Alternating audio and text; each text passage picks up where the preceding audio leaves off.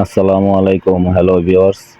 আজ আপনাদের মাঝে আমি নিয়ে এসেছি একটি নতুন প্লাজো কিভাবে কাটতে হয়। আসল উদ্দেশ্য হলো অনেকেই প্লাজোর কলি কাটতে পারে না।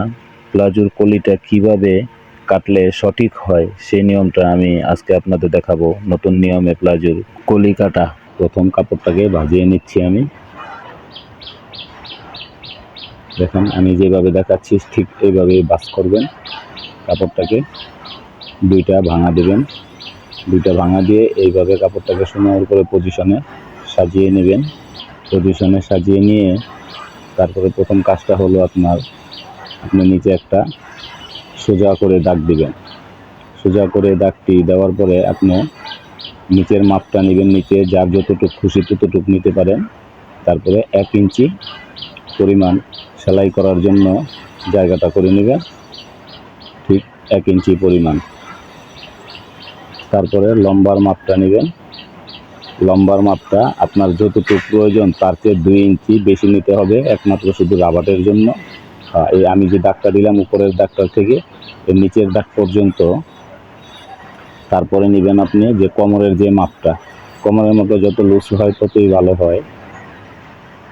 তারপরও আপনাদের প্রয়োজন মতো আপনারা নেবেন। এখানে মাপটা দিলাম। এই যে কলির মাপটা, এই নতুন সিস্টেমের কলিটা প্রথম আমি নিয়ে আসলাম। ঠিক এইভাবে কলিটা বানালে আপনার প্লাজোটা খুব সুন্দরভাবে আপনি পরে খুব আরাম পাবেন। এই স্কেল দিয়ে দাগ দিয়ে নিচ্ছি। দাগটা দেখেন, এইভাবে দাগটা খুব সুন্দর করে নিয়ে উপর থেকে যে মাপটা ওই মাপ থেকে আপনি দাগটা দিবেন। দিলে এই যে জায়গাটুকু গ্যাপ এখানে কলিটা বসাতে হবে।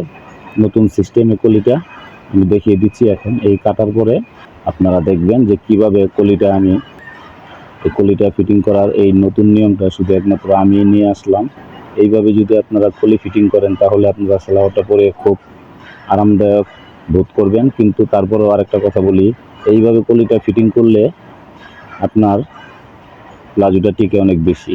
এই দেখেন নিচের যে কাপড়টা ছিল, নিচের কাপড়টা আমি উপরে নিয়ে এসে তারপরে এই যে এখান থেকে মাপ দিচ্ছি। আমার 15 ইঞ্চি যদি হাই থাকে তার থেকে আবার 2 ইঞ্চি বড় নিতে হবে, 17 ইঞ্চি নিয়ে আপনি এইভাবে কেটে ফেলবেন। কলিটাকে এইভাবে কেটে সাজিয়ে দিবেন। তারপরে দেখবেন কি সুন্দর রাউন্ডটা আসে। যদি এইরকম রাউন্ডটা আপনারা দিতে পারেন তাহলে মনে করবেন আপনাদের প্লাজোটা অনেক টিকবে, হায়ের এখান দিয়েও ছিঁড়বে না। এই কলিটা দেখেন কি সুন্দর করে আমি কেটে বসালাম। এখন এখানে একটা চিহ্ন দিয়ে নেবেন যাতে আপনার হাইটা ছোট বড় না হয়। এই কলিটার মাপ থেকে এখানে একটা কেঁচা দিয়ে রেখে নেবেন। তারপরে আপনার এই যে এখানকার এই রাউন্ডটা কি সুন্দর, ঠিক এইভাবেই করতে হবে। এইভাবে যদি করেন প্লাজোটা খুব সুন্দর হবে। ভিডিওটা যদি ভালো লাগে আমার চ্যানেলটিকে সাবস্ক্রাইব করে আপনারা আমার পাশে থাকবেন আরও নতুন নতুন ভিডিও পাওয়ার জন্য।